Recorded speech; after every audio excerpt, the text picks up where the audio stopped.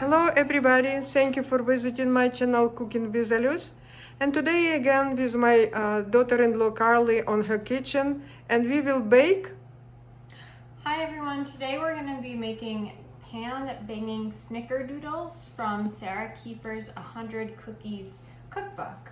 100 cookies, can you believe it? I highly recommend this book. I've made at least 25 different recipes and I love every single one of them. So I've never made these ones before. These are the snickerdoodles but the pan banging version. So they're a little bit bigger, they're soft and chewy on the inside, and they have those nice ripples on the outside. So we're gonna be starting out with 284 grams of all-purpose flour. I've pre-weighed some of these. I highly recommend a scale while baking. And for the pan banging cookies, we're gonna be using an all-purpose flour, but a flour with lower protein so that it spreads and gives those nice ripples. We're also gonna be using aluminum foil with the dull side down on the pan to help with the ripples. Okay, can you introduce yourself? Oh, we need to wait. So my daughter Marcela will be helping us here today. She's a great sous chef and assistant baker. So Marcela, we have our all-purpose flour here, and now we have to add 1 teaspoon of baking soda. This one's a little bit tricky to get out of the box, but here, you can go ahead and add it in. And then we're gonna do 3 3/4 teaspoons of salt. So why don't you go ahead and do 1, oops, 2, perfect, and then 1 more. All right, and then the next is going to be something called Cream of Tartar, and we need about 1/2 teaspoon of this.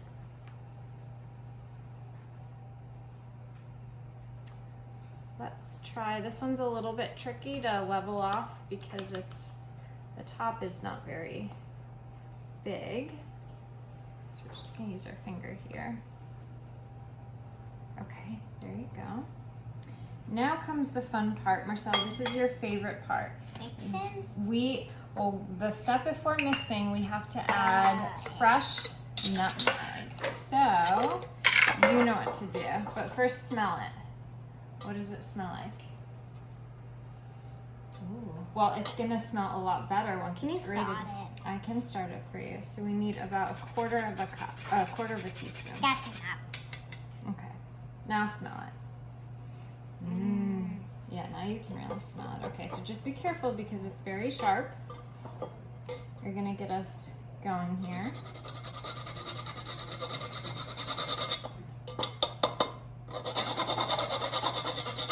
Good job, Marcela. Great job. That's a lot. That's probably a little bit more than 1/4 of a teaspoon, but that's okay. That'll be nice and flavored. So very slowly try and keep everything in the bowl. And then we have our flour mixture. Perfect, Marcela. Okay, let's move over to the KitchenAid and we can do the butter. Done. Oh, wait. Okay, Marcela, so now we have... I'm gonna put it down. Yeah, you can put it down. We have 2 sticks of butter, so 227 grams of room temperature butter. Can you lock it, Marcela? Like this? Yep. 300 grams of granulated sugar, and we're gonna take this and we're gonna add it slowly to the butter and be on medium speed until light and fluffy, so about 2 to 3 minutes. So Marcela, why don't you turn it on really slowly, and like I will... 2-2? That's perfect. And then help me pour it.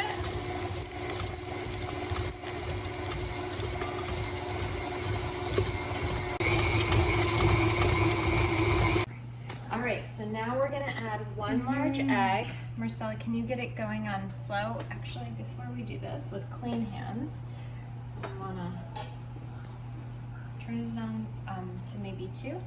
And then can you add the egg? Great job.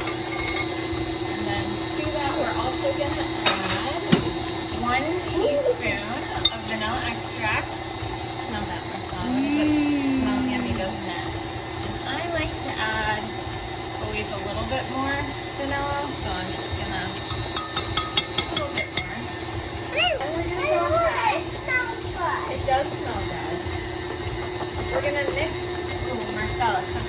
part where it might go everywhere. All right, so we're gonna take our flour mixture and very slowly and carefully we're gonna add it to. Good job, Marcela. So this is what it looks like before we add the sugar and the cinnamon. Can I taste it? All right, so now we're gonna take the dough and form it into balls. So we want to use our scale here so that we can see this is exactly 85 grams. So these are big cookies, and we're gonna just roll it into a ball, and then we're gonna dip it into our cinnamon sugar mixture, and we're actually gonna roll it right in there. So this is 50 grams of cinnamon and 1 tablespoon. Oh, I'm sorry, 50 grams of sugar and 1 tablespoon of cinnamon. Ooh, cinnamon balls. Cinnamon ball. Yes.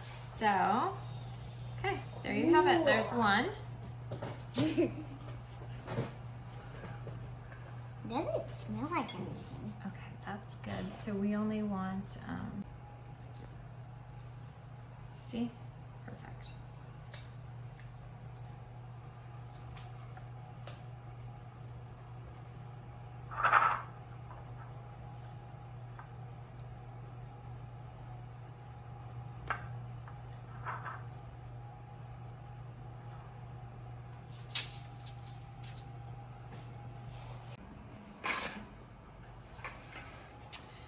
Let me know when you're ready. So I would not overcrowd the pan. You want to place 3 or 4 cookies equal distance apart, and then you're going to bake them one at a time until the balls have lightly puffed and have been cooking for about 8 minutes.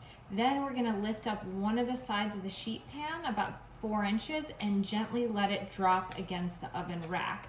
This will create the ripples on the edge of the cookies. And we're gonna repeat that process about every 2 minutes until the cookie is fully cooked, about a total cooking time of 14 to 15 minutes. And what's the temperature? 350 degrees.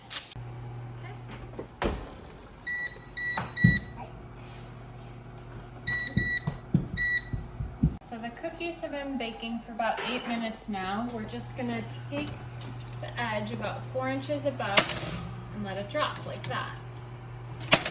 See, they're starting to spread nicely. And then we're gonna add another 7 minutes.